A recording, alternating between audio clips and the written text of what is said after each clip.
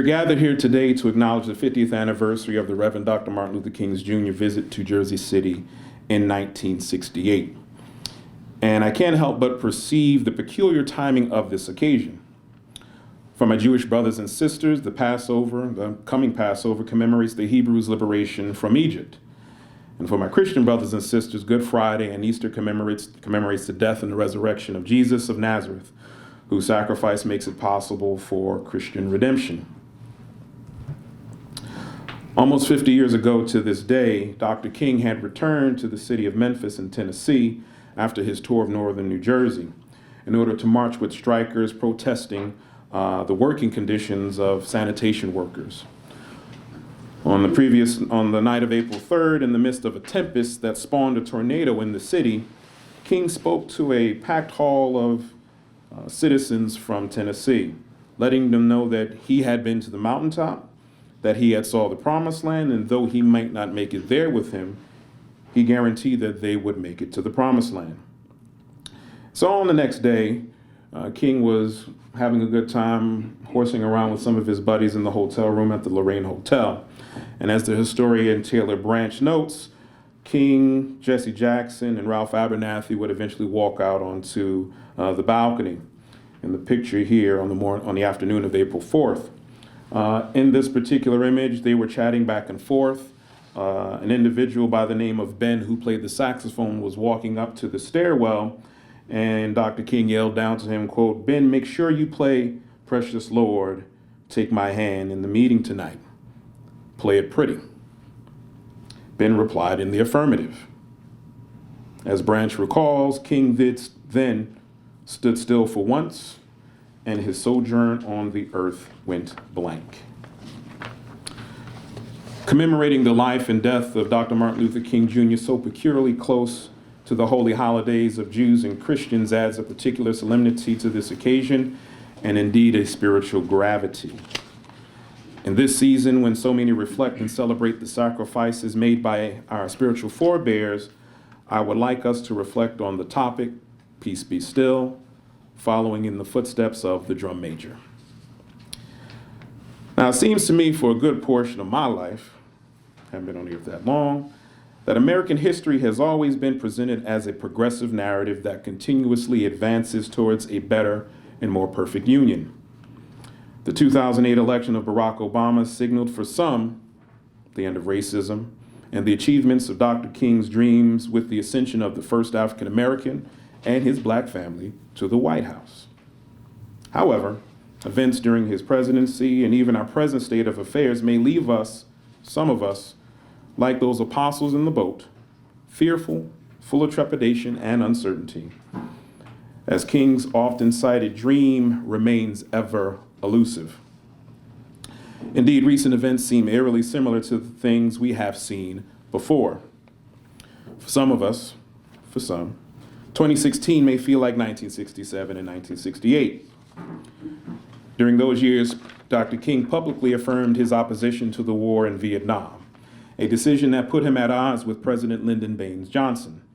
Dr. King's friends and his closest associates tried to persuade him to reconsider his stance. Indeed, like those apostles, they wondered to themselves, what manner of man is this? Those who criticized King's anti-war stance failed to recognize the actual consistency of that decision with his long-standing commitment to mutuality and nonviolent political processes. And I'll say a little bit more about that later. In any event, in March of 1968, King held a press conference where a reporter asked him about the upcoming presidential race and which Democratic candidate he would support. King extolled the virtues and faults of both candidates, Robert Kennedy and Lyndon Johnson, but he continued his remarks, assessing the Republican slate of candidates. Nixon, King stated, quote, happens to be a man who has no relevancy to this period, close quote. Perhaps King took comfort in the fact that a Democrat held the White House since 1961. Perhaps he was certain that the cause of human rights would inevitably be successful. Indeed, he quipped that the GOP, quote, has such a chronic obsession for losing, it may well nominate Nixon, close quote.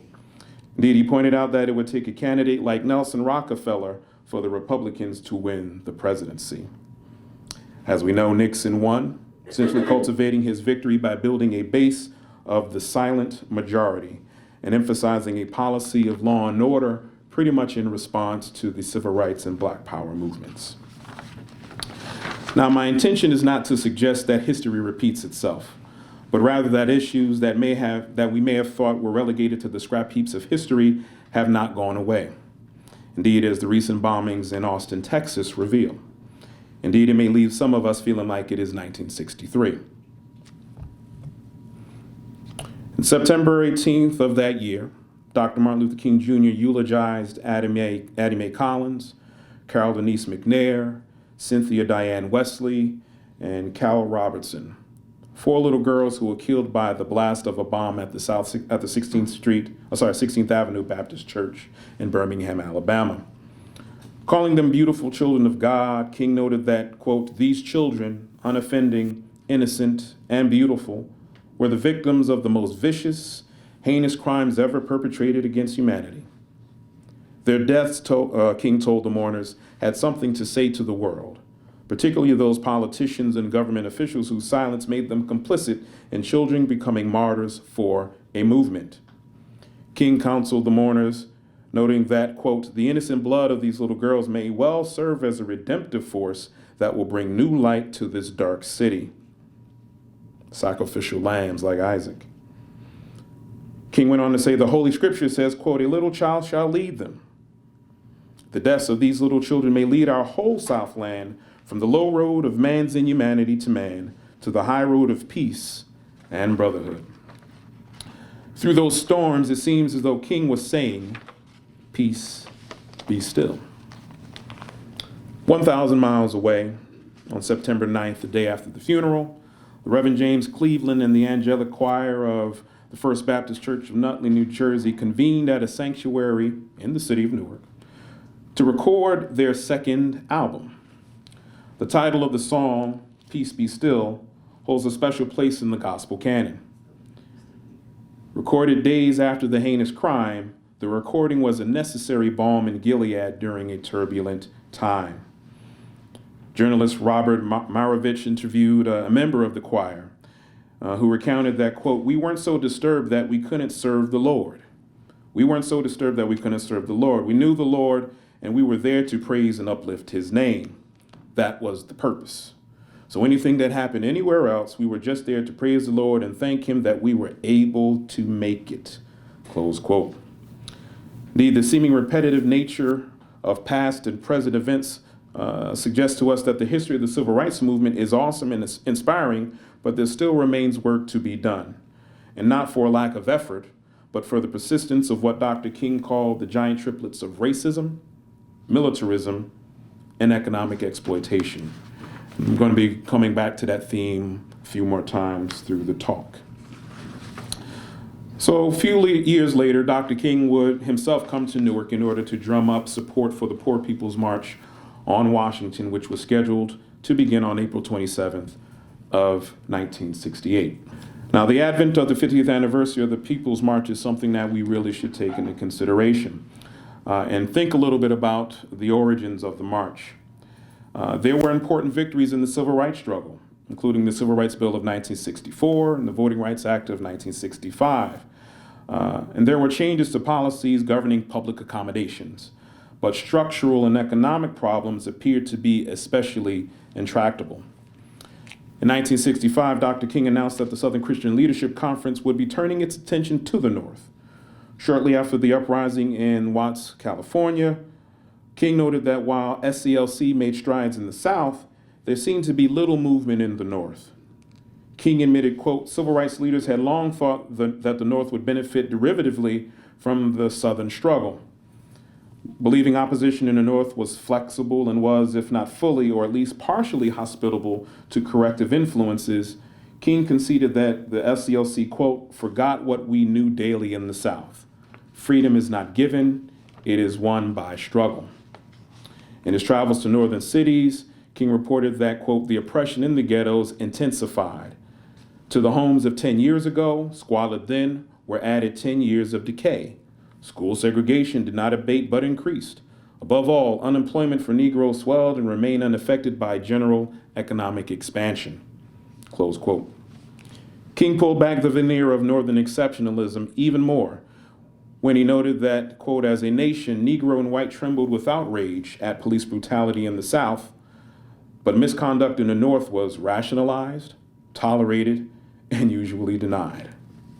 Now, I think it's worth noting real quick that there was activity in the North. We can't ignore that there were a number of organizations that were pushing back against power structures here in the North. But King noticed that while a lot of things were taking place in the South, and especially federal or national attention was being focused on the South, there wasn't much attention being paid to activities in the North. In May of 1967, the Southern Christian Leadership Conference issued a report documenting their adjustment to the strategic initiatives in the cause for civil rights. They noted, quote, we have moved from an era of civil rights to an era of human rights, an era where we are called upon to raise certain basic questions about the whole society. We have been in a reform movement, but after Selma and the Voting Rights Bill, we moved into a new era, which must be the era of, note this, revolution. We must recognize that we can't solve our problem now until there is a radical redistribution of economic and political power. That's hella dangerous in the mid-1960s.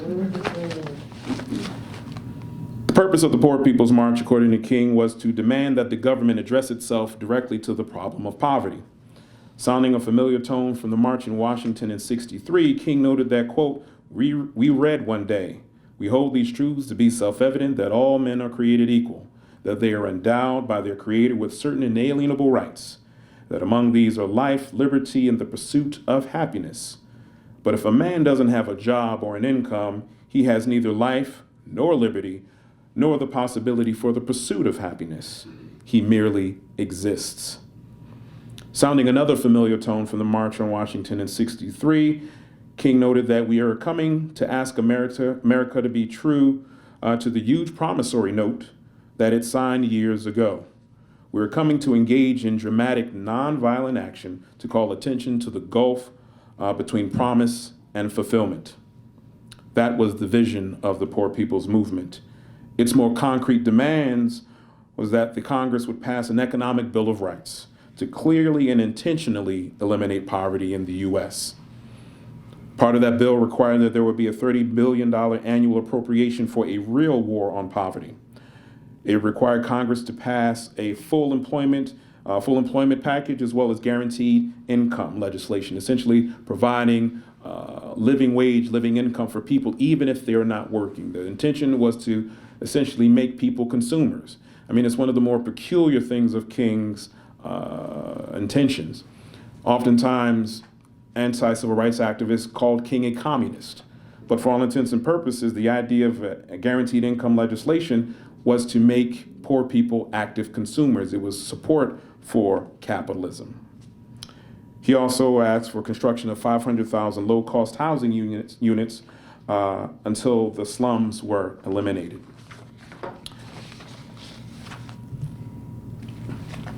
And so King began the crusade of recruiting people for the march. King and SCLC came to North Jersey to recruit marchers and financial support to go down to D.C. And he was caught up in a whirlwind of a 12-hour tour when he made stops in Newark, Orange, Patterson, Elizabeth, and of course here in Jersey City. His stop in Newark garnered about 230 marchers.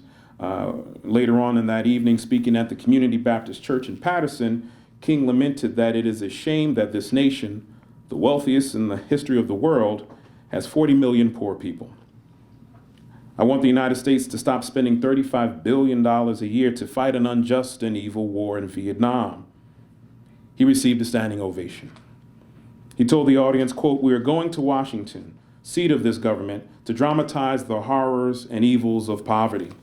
Recalling his tour through Newark, King admitted that I wept yesterday and today when in my tour of Harlem and Newark, I saw Negroes living in substandard houses, paying $125 and more a month for rent in rooms not worth $60. His remarks were brief, He had made many previous stops during the day and in some cases had to cancel some. He was indeed 2 hours late arriving to Patterson, and he apologized for the brevity of his speech. Nonetheless, the crowd was engaged. And upon his closing remarks, he challenged them to remain active. If you can't fly, run. If you can't run, walk. And if you can't walk, crawl, but keep moving. We must keep going. If you can't fly, run. If you can't run, walk. If you can't walk, crawl, but by all means, keep moving.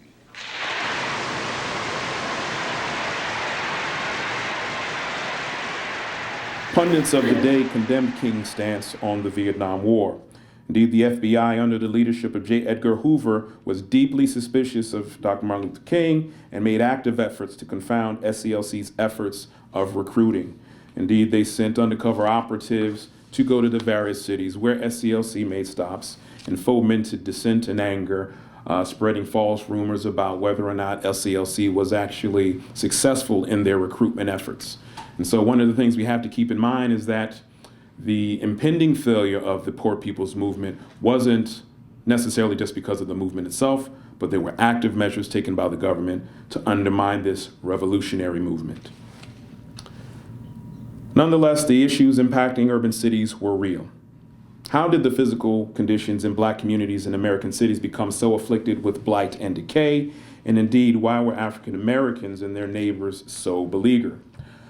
Before we move any further, I think it is important to briefly add some context to the civil rights movement. For I don't think you can fully appreciate the work of civil rights workers and activists without an accounting of the terrain they had to contend with.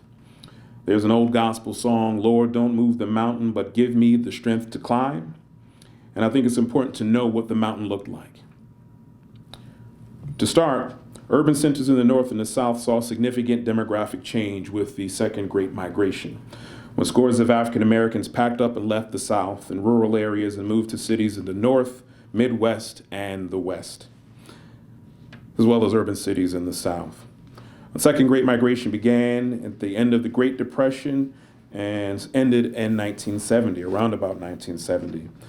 The migration was the largest demographic shift in American history, with as many as 6 million African Americans becoming urban residents, changing the character of major cities, including Chicago, Los Angeles, New York, Newark, and Jersey City.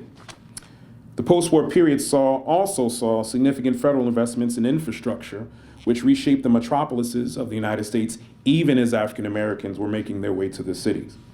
And these efforts reveal the deep contradictions in American liberalism. First, support for post-war capitalism and consumerism through the Housing Act of 1949 saw the federal government subsidizing the constructions of suburban subdivisions beyond older American cities. Federal dollars underwrote banking insurance, those FHA loans that we all need to keep paying for our homes. They gave banks the security to make loans to land developers and to also construct communities of detached single-family homes. It also provided mortgages for Americans purchasing homes beyond city limits. Again, I think it's worth noting here that a mortgage in the suburbs in the 1950s and 60s was cheaper than rent in cities. And so there was an economic incentive for people to purchase homes in the suburbs.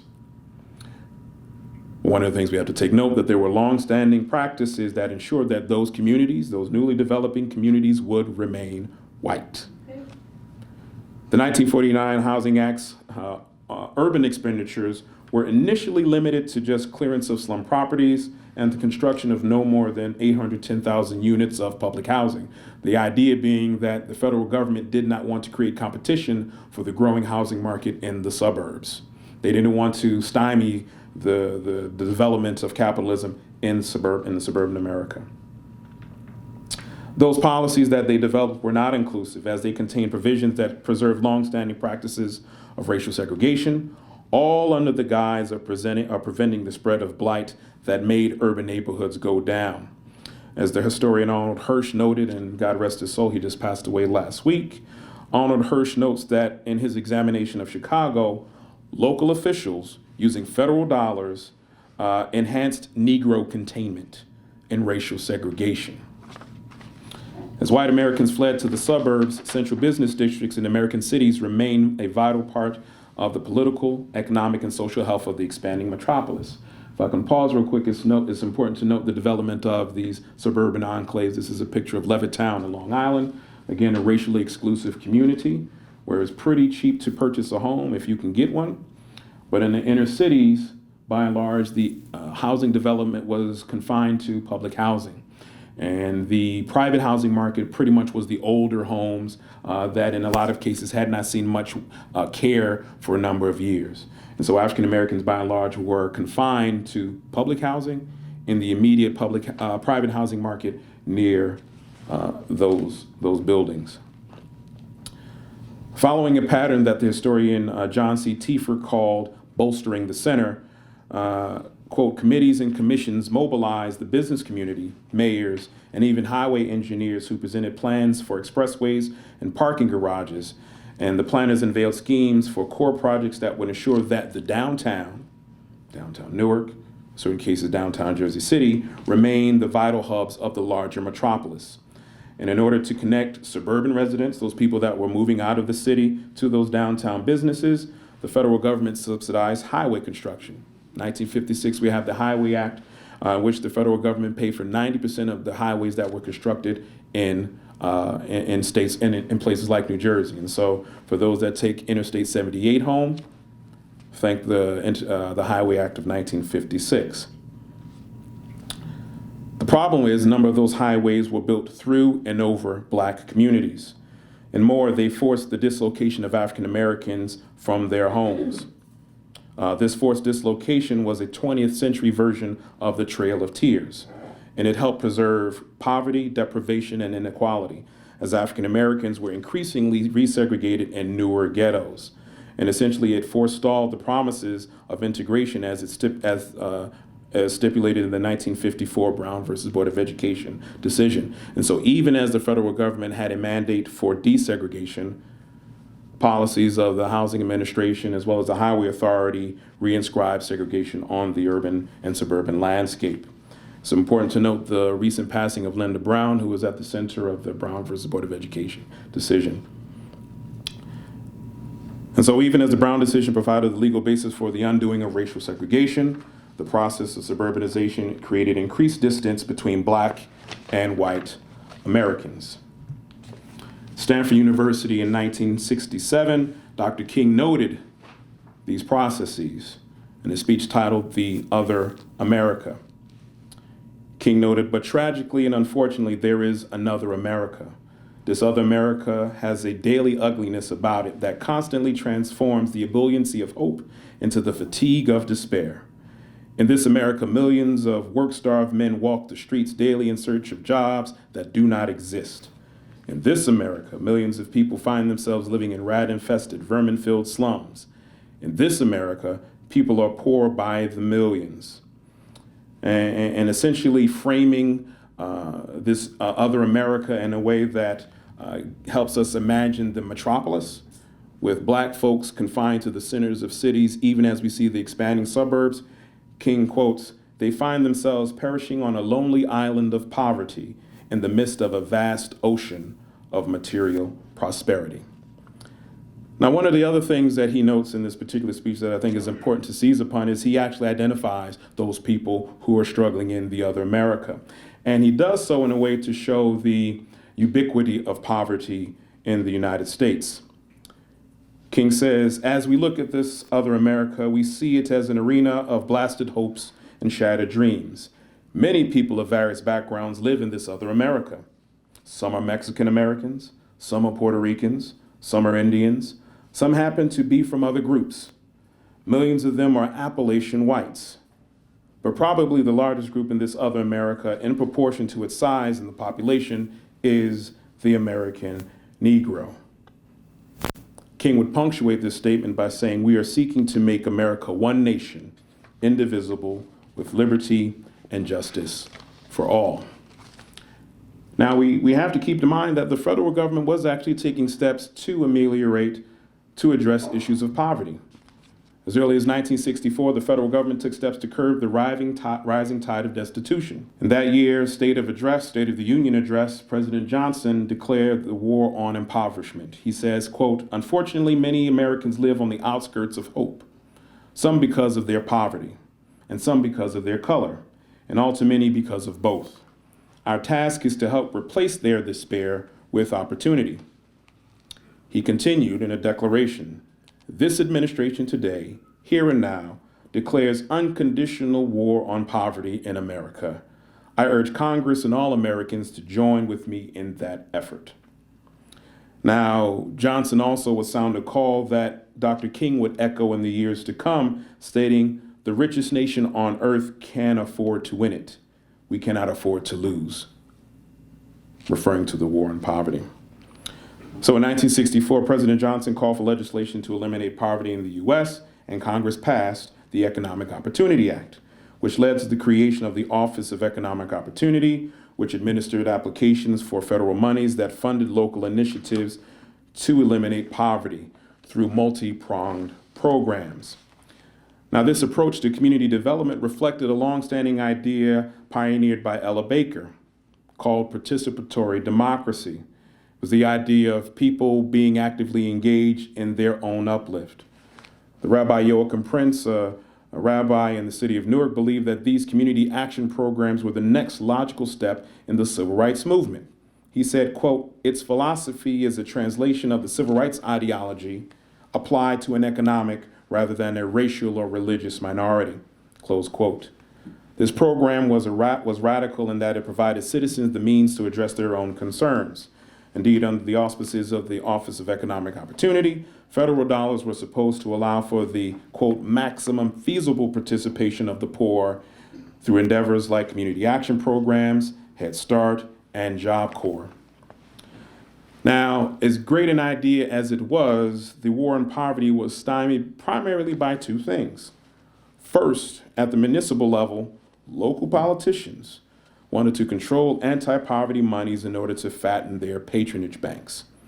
They were threatened by the prospect of local residents using those war on poverty monies to better their own communities. Indeed, they viewed such activities as a means of mobilizing constituencies that may pose a threat to the existing political machines. And in the city of Newark, I mean, this is one of the more tragic aspects of the program. It's hella hilarious in a way when I think about it.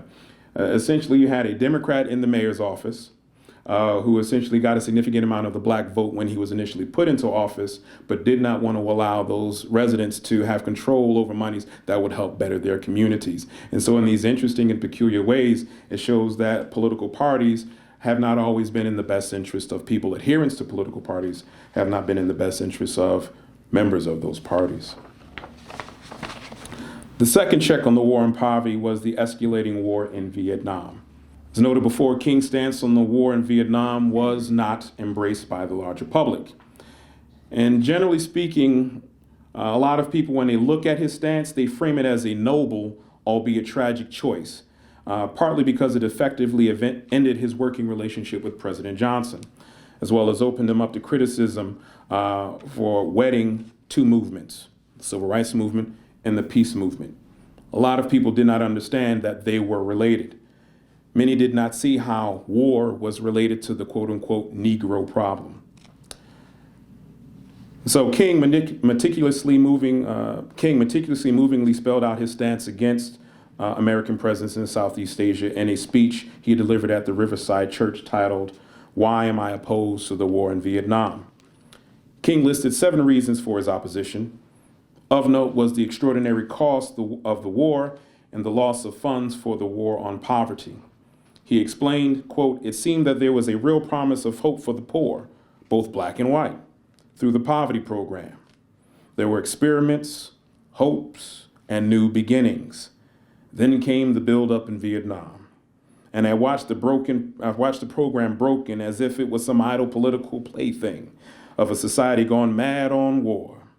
And I knew that America would never invest the necessary funds or energies in the rehabilitation of its poor, so long as adventures like Vietnam continue to draw men and skills and money like some demonic destructive suction tube," close quote.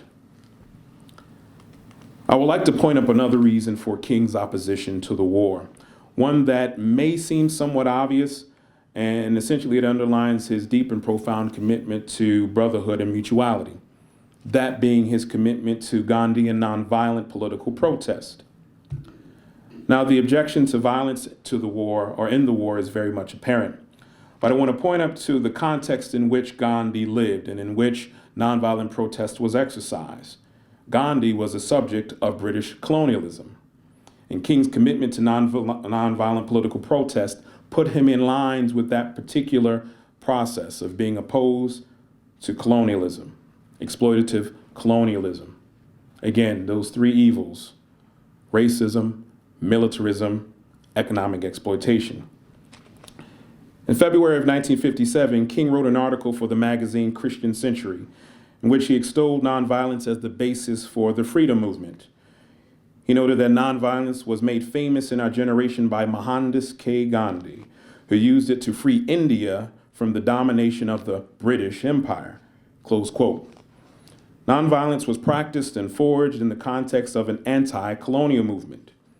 In the estimation of Gandhi, and indeed King, quote, the power of nonviolence was the aim to not defeat one's opponent, but to provide the opportunity for redemption and to develop a sense of mutuality where it did not exist.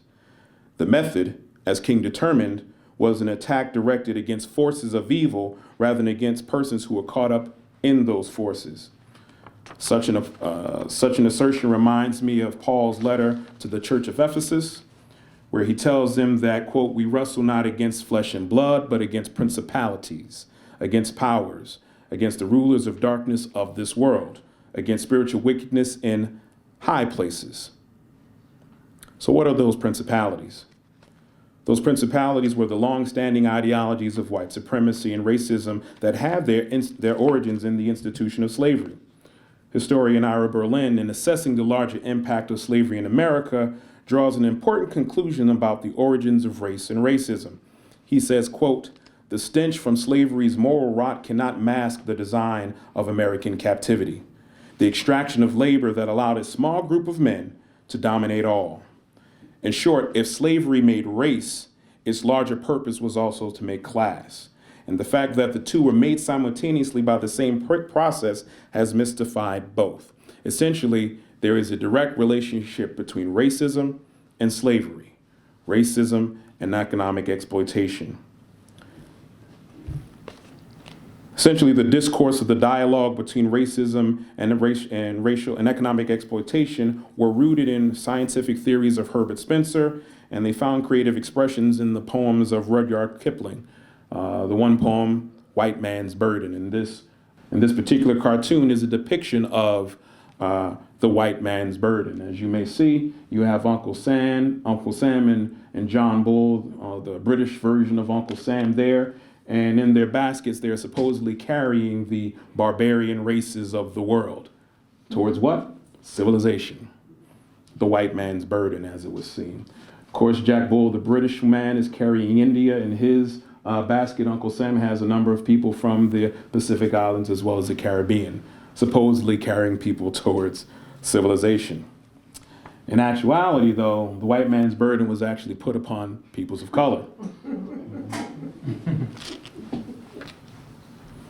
These theories of European superiority became the psychological justification for slavery and its first cousin, colonialism, both in Africa and in Asia. And this particular depiction here is the magnificent African cake. At one of the meetings of European officials in the 1880s, they gathered together to basically slice up Africa. And one of the countries that was given to Britain was the country of Ghana. The Mahatma's nonviolent crusade against Britain was just one of many anti-colonial movements in the 20th century. These independence movements, or revolutions, would spread across the former colonies of Europe and Africa and in Asia. Dr. King bore witness to the dawn of independence in one of those nations, the Kingdom of Ghana. In April of 1957, King, preaching to the Dexter Avenue Baptist Church, spoke on the topic of the birth of a new nation. He said, quote, referring to the first Prime Minister of Ghana, Kwame Nkrumah stood up and made his closing speech to Parliament. with the little cap that he wore in prison for several months and the coat that he wore in prison for several months. All of his ministers round about him. Remember that Dr. King, like Kwame Nkrumah in the pursuit of independence, were both jailed, prisons being an tool of the state. King continues, "That was a great hour for Nkrumah, an old parliament passing away. And then at 12 o'clock that night, we walked out.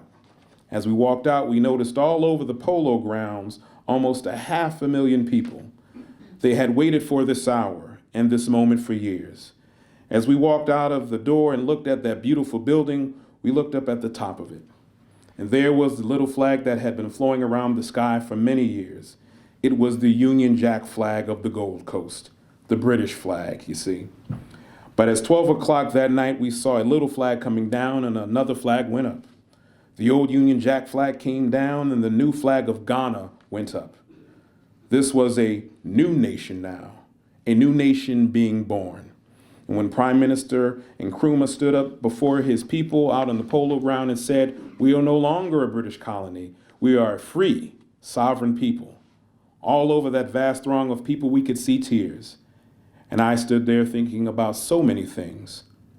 Before I knew it, I started weeping. I was crying joy.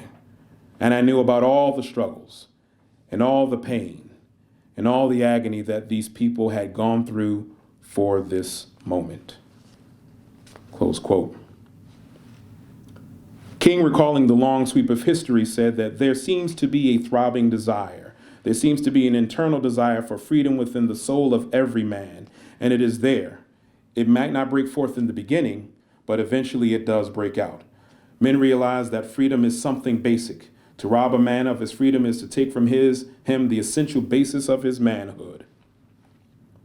On September 2nd of 1945, Ho Chi Minh penned the Declaration of Independence for the Democratic Republic of Vietnam. In that document, he wrote, quote, "All men are created equal.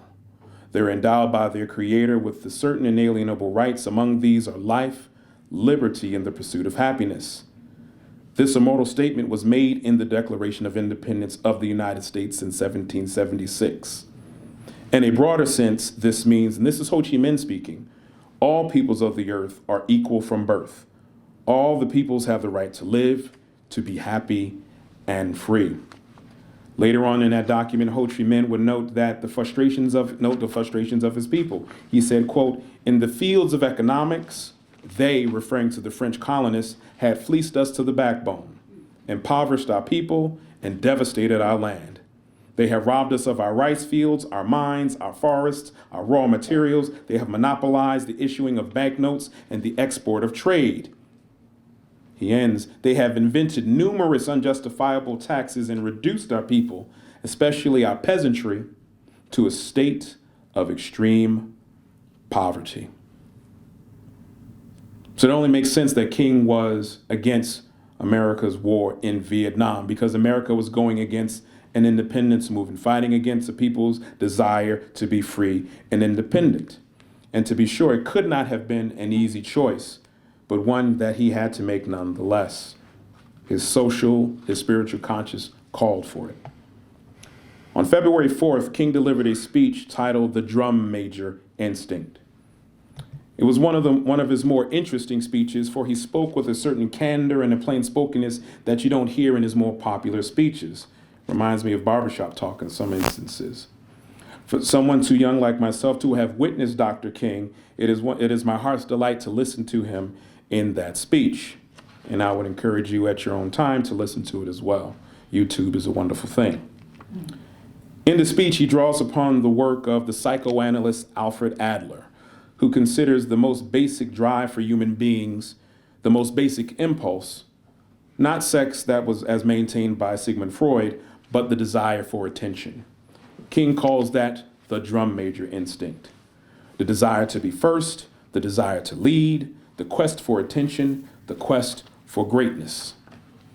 In King's estimation, such desires can have terrible consequences, including materialism, conspicuous consumption, or it can inform a person's sense of racial superiority. But if channeled properly, it can be a force for good in the world, greatness, King says, true greatness comes not by favoritism, but by fitness. Close quote. Let that rest a little bit. Greatness is not measured by what one can take or possess, but by one's ability to serve. King says, and he's looking at the example presented by Jesus Christ, the many examples that Jesus presented. Quote, he who is greatest among you shall be your servant. King was committed to being a servant to the cause of freedom. And so you can serve like the 11-year-old Naomi Wadler, who reminded us that African-American women who are victims of gun violence aren't simply statistics, and that they actually are beautiful girls who are full of potential. You can be a drum major for the invisible. You can serve like Emma Gonzalez, who for 6 minutes in silence challenged us to deal with the realities of gun violence in the United States. You indeed can be a drum major for the ignored. Indeed, all of us can serve. We can be drum majors in all of our individual lives, supporting one another, helping rearrange the way of things as they exist now. We all can serve. In closing, I do want to draw attention to the Poor People's Movement. In the long sweep of history, a lot of people say that the Poor People's Movement was not successful. As they pitched their camp and as they set up to encamp in D.C., there were torrential rains, and it seemed like it rained for days and days and days and made the living conditions for the people there miserable. In addition, as I noted before, with the election of Richard Nixon, that was an indication that there was a change in the American government and American social life, that people weren't really concerned about the poor anymore. As much as Dr. King tried to raise awareness about the plight of poor people, the general consensus was that the poor were invisible, that individuals have to take care of themselves, and that there's a demand for law and order. If anything, poverty gave rise to crime, and the only way of dealing with it is to lock them up.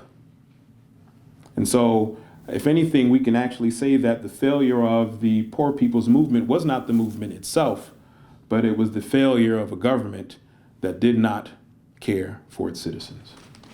Thank you very much.